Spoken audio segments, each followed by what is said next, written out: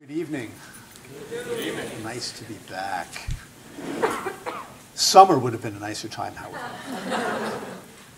All right, so I think I'm going to just jump right in.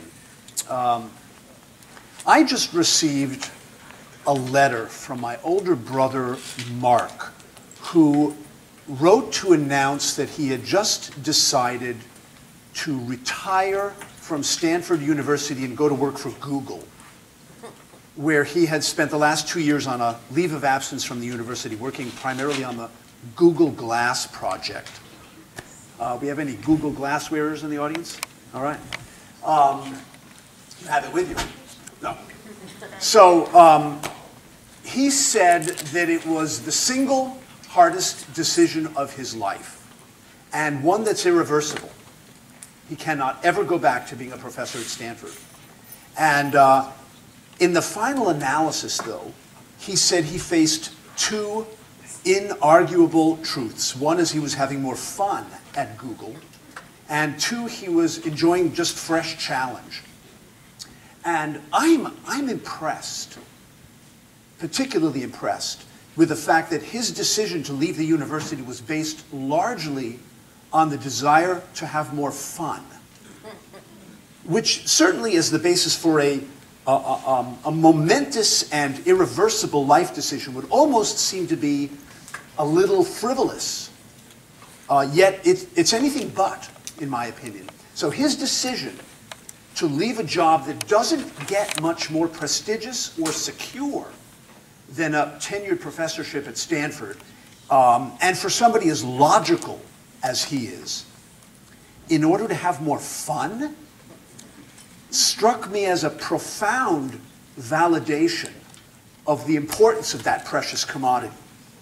And he said that one of the pivotal factors in his decision to leave the university was, of all things, a little newspaper clipping that I had sent him way back when he started it at Stanford.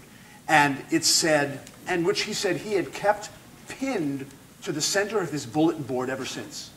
And it said, how fossils are formed. Step 1, get tenure. Step 2, teach for 20 years. And he said that by the time I leave Stanford in a couple of years, it will have been exactly tenure plus 20 years.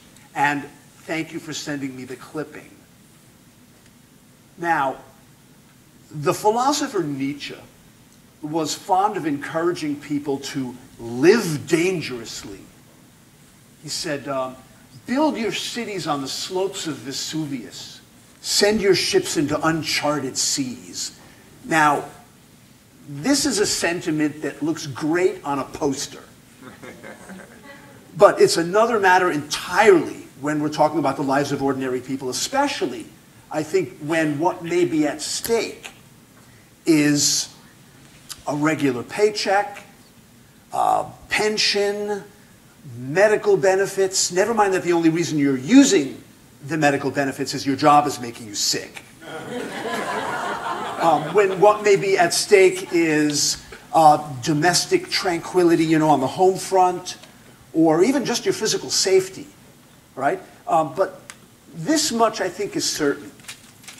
The desire to have passion in your life, to say nothing of fun, it is joined at the hip with the desire for safety and security and a sense of control over our lives. And I think one of the high arts of living dangerously is continually refereeing the tug of war between passion and security.